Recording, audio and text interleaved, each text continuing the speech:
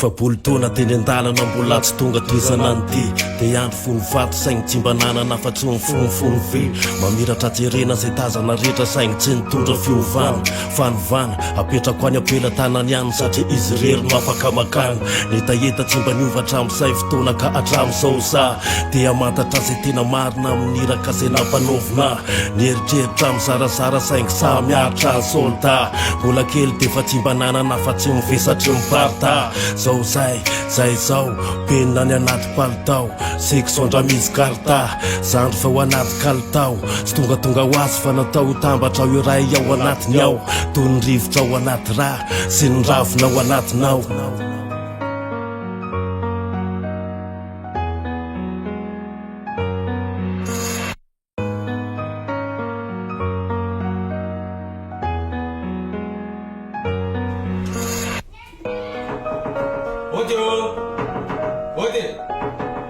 Audio,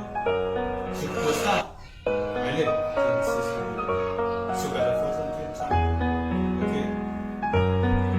zay natao rehetra misy mihevitra fa tsy nivoaka avy ao anaty fo kirobiby ro manely resaka fa zay angamba no ahitany soa mampitany laifiny amin'ny laifiny hafa de hoe tsy mba rarinizy fo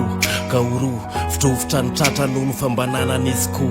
etaetanao tsy padisy fa zao entina amin'ny tany tsisy rano samy mainy laza fa matony tena tsy miteny fiaina tokantrano mesaka mandahatra ny disy mba ho marina amin'ny fiainan'androany ilomano ao anaty reny rano tsisytsiky sy tomano manontany teny anao inahoana tsy mba tam'ilay ny fisinao lobaka misisika mandrahatra asale entona amin'ny sisiny ao tsy voatery ho any fanotohatra masaka hatram'izay tsy apoisinao hatram'izao mbola ny foko foana hatram'izay fa tsy novoatro ny lokonatinao